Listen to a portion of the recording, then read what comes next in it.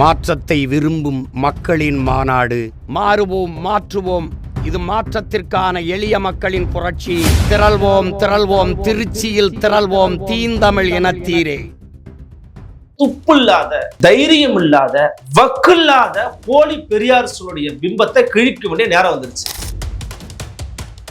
பெரியாரை பாதுகாக்க வேண்டியது உங்க வேலையா? பெரியார் கொள்கையை பாதுகாக்க வேண்டியது உங்க வேலையா? நீ பெரியார் கொள்கையெல்லாம் பாதுகாத்துனா பெரியார் மேல விமர்சனம் வைக்கிறவங்க தானாவே காட்டுல கறந்து போயிருப்பாங்க. சீமான பேசிருக்கவே முடியாது. அப்ப என்னன்னா, உனக்கு ஒரு பயம், உனக்கு ஒரு விரக்தி, உனக்கு ஒரு அச்சம் வந்துருச்சு. அச்சச்சோ, நம்முடைய அஸ்திவாரத்தை அசைச்சு பாக்குறாங்க. ஒரு கோழை தான் முதல்ல செருப்பு தூக்கி வீசுவான். உங்களுக்கு புரியுதா? ஒரு வீரன் அப்படிங்கிறவன் கருத்தார ஜெயிப்பான்னுவான். நீ கருத்து வச்சா செருப்பை வீசுறல்ல, அப்ப பெரியாரின் கொள்கை செருப்பா ஒரு கருத்தா? நாம் தமிழர் கட்சிக்காரன் இந்த செருப்புத்திக்கு அடிக்கிறிய, என்னை காச்சு உனக்கு தில்லு இருந்தா, திராணி இருந்தா, ஒரு RSS மேடையில போய் சாணியை கரைச்சு ஊத்திட்டு வா பார்ப்போம், இல்ல முட்டையை தூக்கி வீசிட்டு வா பார்ப்போம். ஒண்ணு கடிச்சிருவான். எவன்ட்ட அதிகாரமே இல்லை, எவன் பவர்லெஸ்ஸா இருக்கான், எவனை அடிச்சா எவனும் கேட்க மாட்டான், எப்ப அடிச்சா எவனும் கேட்க மாட்டாங்கிறதுக்காக பண்ண சுயசாதி அரிப்புனால சொந்த சாதி வெறி பிடிச்சு போய் நீ ஐயோ இவங்களை எப்படியாச்சும் ஒழிச்சா ஆகணுன்றதுக்கான வேலையை பார்த்துக்கிட்டு இருக்க. அவ்வளவுதானே. உன் மண்டைக்குள்ள பெரியாரா இருக்கு, உன் மண்டைக்குள்ள சாதி தான் இருக்கு. அரசியல் பேரவை நேயர்களுக்கு வணக்கம். இன்று நம்முடன் சமகால அரசியல் பேச இருப்பவர் ஊடகவியலாளர் அருள்மொழிவர்மன் அவர்கள். வணக்கம் சார். வணக்கம் சார். சார், 2 தினங்களுக்கு முன்பு இந்தியா கிளிட்ஸ் நடத்திய விவாத மேடையில, பொது விவாத மேடை சார், மக்கள் இருந்தாங்க. அதுல பெரியார் குறித்த ஒரு சில கருத்துக்களை நாம் தமிழ் கட்சியை சேர்ந்த வழக்கறிஞர் ஸ்ரீதர் அவர்கள் சொன்னாரு. அதற்கு எதிர்ப்பும் கிளம்பியது. பட் கொஞ்சம் ஒரு படி மேல போய் காலனி வீச்சும் நடந்தது.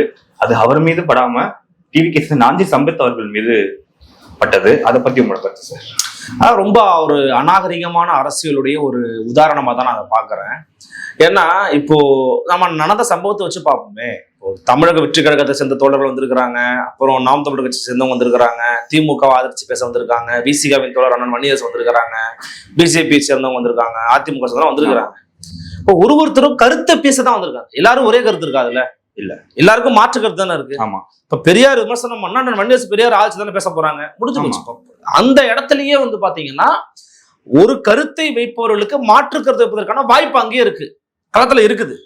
ஆனா அப்படி வச்சுக்கிட்டு இருக்கிறவங்கள இப்போ நாஞ்சில் சம்பத் அவர்கள் பேசுறாங்க. என்ன பேசுறாங்க? எனக்கு அடுத்த தகவல் என்னன்னா, நான் விசாரிச்ச வரைக்கும் ஐயா நாஞ்சில் சம்பத் அவர்கள் பேசுகிற போது மறைந்த தலைவர்களை பத்தி பேசக்கூடாது, கிரிட்டிசைஸ் பண்ணக்கூடாது. ஐயா பெரியாரை இழுத்தும் பழுத்தும் பேசக்கூடிய நாம் தமிழர் கட்சி வீட்டு சந்திக்கும், தோத்து போயிடும். இதான் ஒரு கருத்து. அதாவது கருத்து உள்ளவருக்கு எல்லா உரிமையும் உண்டு. அதை மறுத்து பேசக்கூடிய உரிமை யாருக்கு உண்டு? ஸ்ரீதருக்கு உண்டு. அவரும் மேடைக்கு வர்றாரு, ஒரு வாய்ப்பு கிடைக்குது, அவர் சுற்றுலா பேசுறாரு.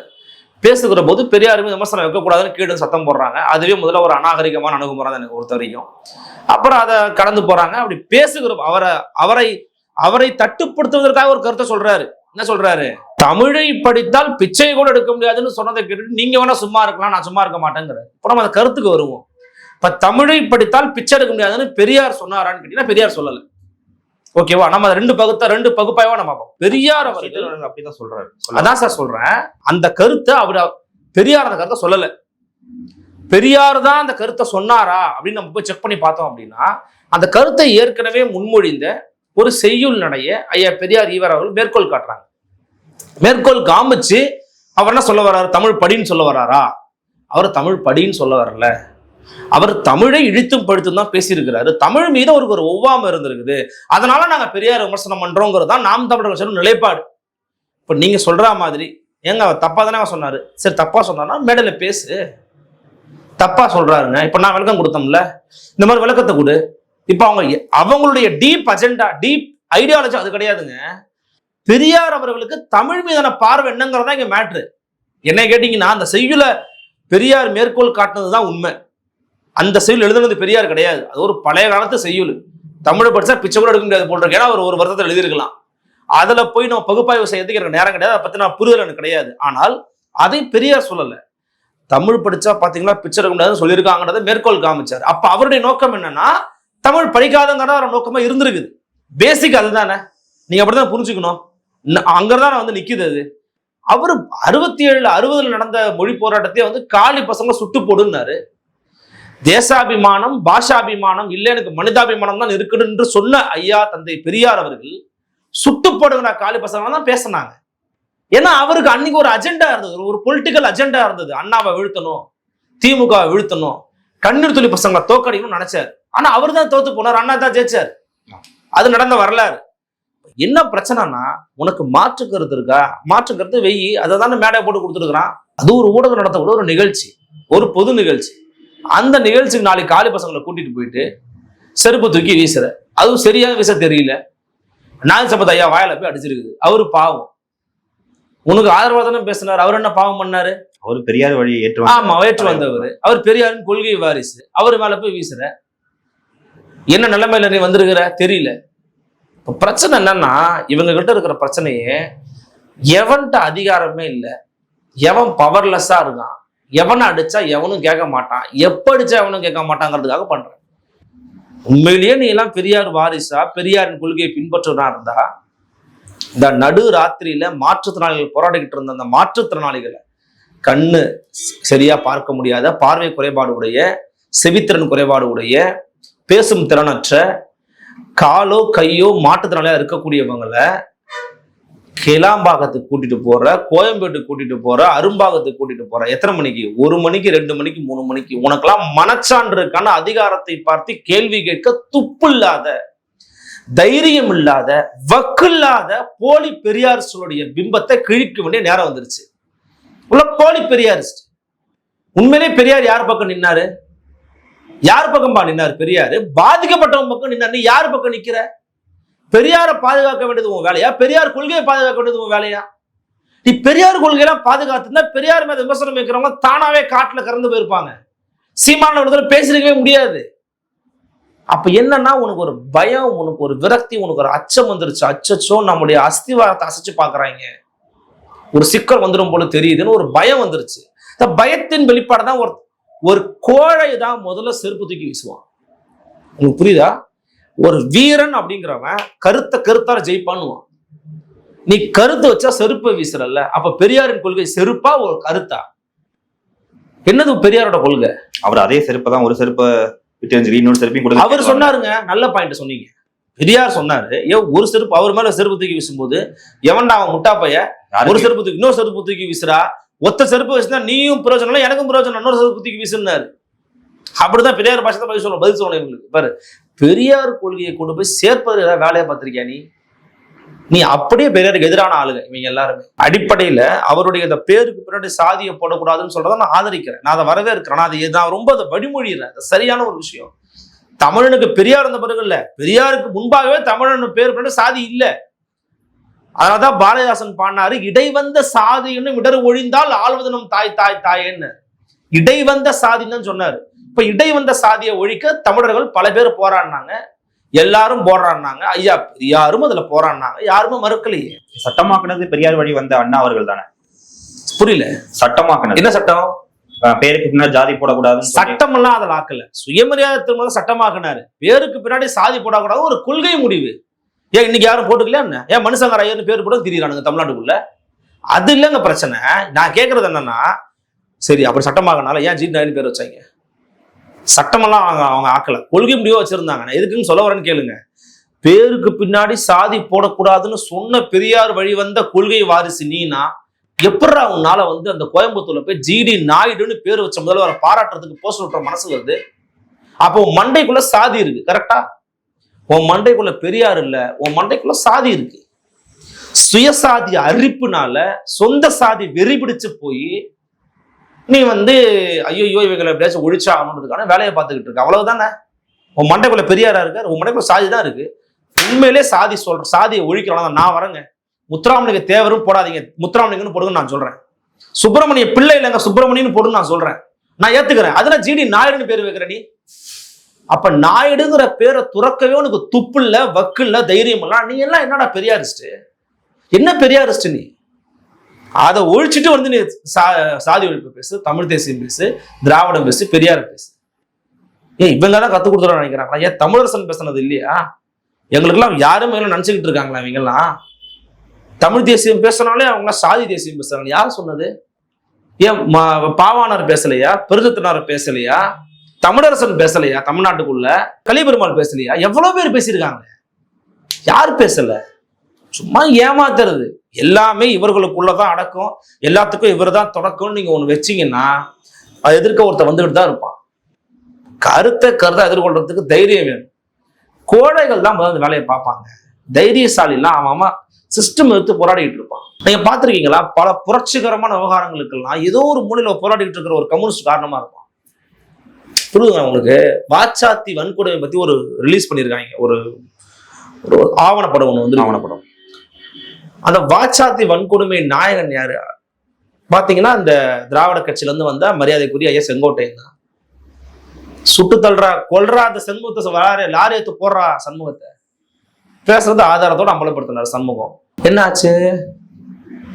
ஏதோ ஒரு மூலையில ஏதோ ஒரு காலகட்டத்துல அந்த மக்களுக்காக நீங்க சண்முகத்தை தான் எனக்கு சிபிஎம்மோட பாண்ட செயலரா மாத்திருக்கிறீங்க. எப்ப போராடினாரு, என்ன பண்ணாரு, இன்னைக்குதான் எல்லாருக்கும் வரலாறு தெரியுதுங்கிறான். அரசியல் ரீதியா தெரிஞ்சவங்களுக்கு சண்முகத்தோட யாருன்னு தெரியும். இப்ப கண்ணுக்கு தெரியாம எவ்வளவு இடத்துல எத்தனை பேர் போராடிட்டு இருக்காங்க. அவர் எனக்கு கொடுத்த பேட்டி இருக்குங்க 4th Estate. நான் போய் சாதிக்கு எதிராக நிற்கும் போது அங்க வந்து சாதிக்கு ஆதரவா பேசுறான். முழுக்க முழுக்க திராவிட கட்சியை சேர்ந்தவன் தான். நீ என்னத்தை பெரியார ஊத்தி வளர்த்த, பெரியார போட்டு புதைச்ச, அவ்வளவுதான். பெரியாருங்கிற ஒரு பிராண்டை இவங்க யூஸ் பண்ணிப்பாங்களே தவிர பெரியாரோட பேசுறதை இவங்க பேச மாட்டாங்க. ஏன்னா பேசினா ஓட்டு வராதுன்னு இவங்களுக்கு தெரியும். ஆனா எதிரில் இப்ப வேற ஒருத்தவங்க, நான் என்ன கேட்கிறேன், நீ நாம் தமிழர் கட்சிக்காரங்க செருப்புத்திக்கு அடிக்கிறிய, என்னைக்காச்சு உனக்கு தில் இருந்தா, திராணி இருந்தா ஒரு RSS மேடையில போய் சாணியை கரைச்சு ஊத்திட்டு வா பார்ப்போம், இல்ல முட்டையை தூக்கி வீசிட்டு வா பார்ப்போம். ஒண்ணு கடிச்சிருவான், பயந்து நடுங்கிடுவான். ஐயோ RSS கூட்டமா, ஐயோ பிஜேபி கூட்டமா, ஐயோ அண்ணாமலை வராரான்னு பயந்துருவான். இல்ல ரொம்ப நாளா தடையில இந்த RSS பேரணி கூட்டமைப்பு மீட்டிங்லாம் வந்து இந்த ஆட்சி காலத்துல ஏங்க நீங்க அதெல்லாம் விடுங்க. இந்தியா வந்து பாகிஸ்தானை எதிர்த்து போர்ல ஜெயிச்சதாகவும், அந்த போர்ல ஜெயிச்சதுக்கு இந்தியாவுடைய ராணுவத்தை நாங்க பாராட்டுறோம் அப்படிங்கிற பேருல இந்திய ராணுவத்தை ஆதரித்து தமிழ்நாட்டில தான் முதல்ல பரேடு போனாங்க. இந்தியாவின் தேசிய கொடி யாரு பிடிச்சா தெரியுமா? இந்தியாவினுடைய விடுதலை நாளை கருப்பு நாள் என்று அறிவித்து தமிழ்நாடு தவிர்த்த இந்திய வரைபடத்தை எரித்த தந்தை பெரியாருடைய திராவிடர் கழகத்தின் இன்றைய தலைவர் வீரமணி கையில பிடிச்சிருந்தா. அப்படி இந்திய தேசிய கொடி நீங்க பிடிச்சிட்டு வரீங்க. நீங்க வந்து திராவிட நாடு தனித்தமிழ்நாடு கோரிக்கையை இன்னும் மனசுல வச்சிருக்கீங்க, நான் நம்பணும் இல்ல. என்ன அறிகுறி? எஜமா நான் உங்களுக்கு எதிராலாம் இல்ல அஜமா, என் மண்டைக்குள்ள எந்த எண்ணமும் இல்ல அஜமா, நான் எப்போதும் உங்களுக்கான ஆள் தான் அப்படிங்கிறது காமிக்கிறதுக்கான பெரேடு. அது எதிர்த்து பேச துப்பு இருக்கா அவனுக்கு? துப்பு இருக்கா? கிடையாது. இவங்களுக்கெல்லாம் வந்து பேருனா இப்ப கூடங்க ஒரு நடிகர் ஒருத்தர் SV சேகரை எவ்வளவு கொச்சையா பேசினாரு. SV சேகர் எவ்வளவு தூரம் பேசியிருக்காரு. SV சேகரோட அப்பா பேரை ரோடுக்கு வைக்கிறாங்க, அதை எதிர்த்து பேச உனக்கு துப்பு இருக்கா? SV சேகரை வாழ்நாள் சாதனை விருது கொடுக்குறாங்க. புரியல. அவர் கட்சியில சேர்ந்து அவரை பட்டாபிஷேகம் அவருக்கு வந்து இதெல்லாம் வச்சு பண்றாங்கங்க. எடுத்துருவேன் நீ எடுத்து பேசி ஒரு வார்த்தை பேசி பார்ப்போம். ஸ்டாலின்ல வச்சிருவாரு உங்களை.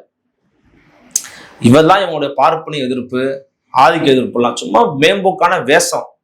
அதெல்லாம் நம்பாதீங்க நீங்க. இந்த காலனி விஷயம் நம்பர் வந்து அடிக்கடி நடக்கிற டிபேட்ஸ் எல்லாம் வந்து இதுக்கு முன்னாடி சீமானவர்களையும் கொச்சையா பேசியிருக்காரு.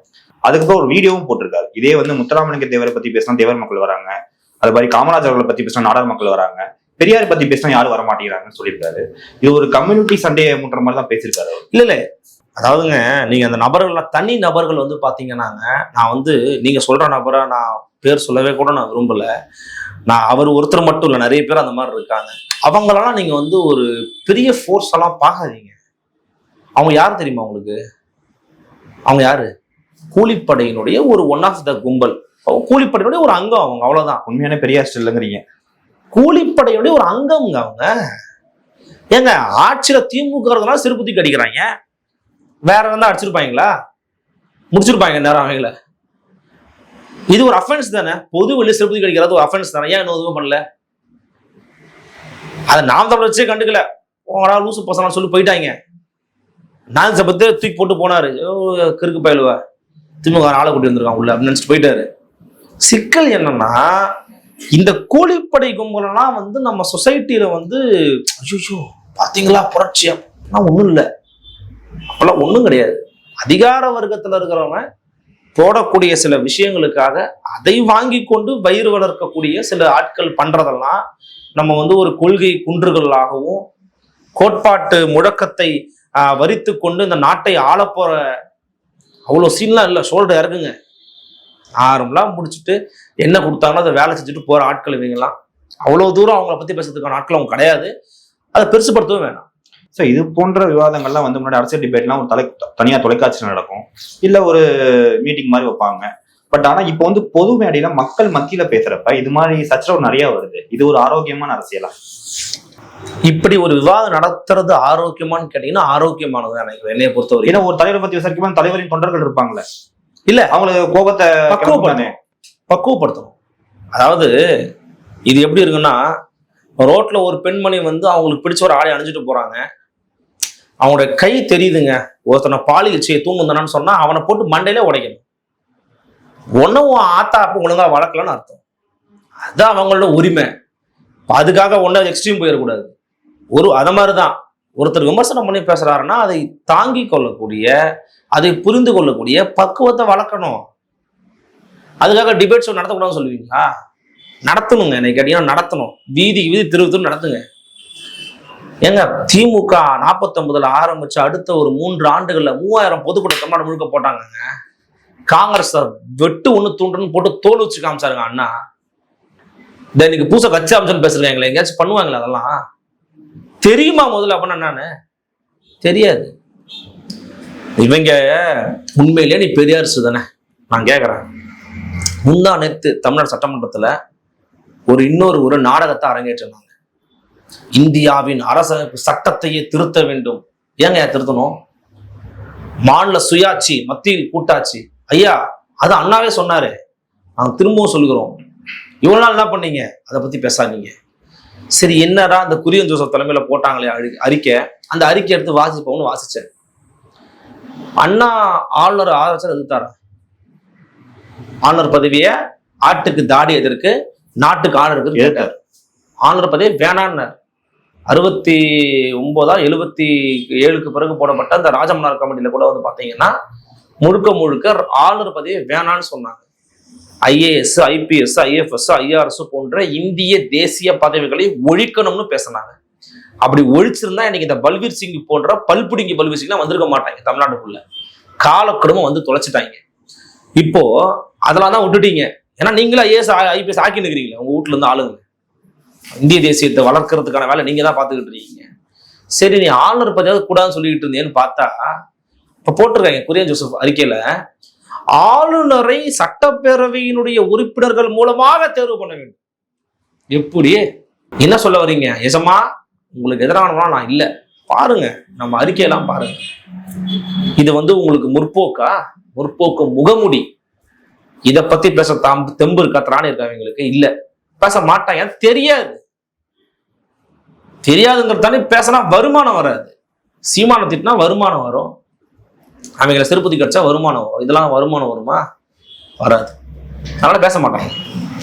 இது வரைக்கும் நாங்க கேட்ட கேள்விக்கு பொறுமையா பதிலளிச்சவங்களுக்கு மிக்க நன்றி சார். நன்றி சார்.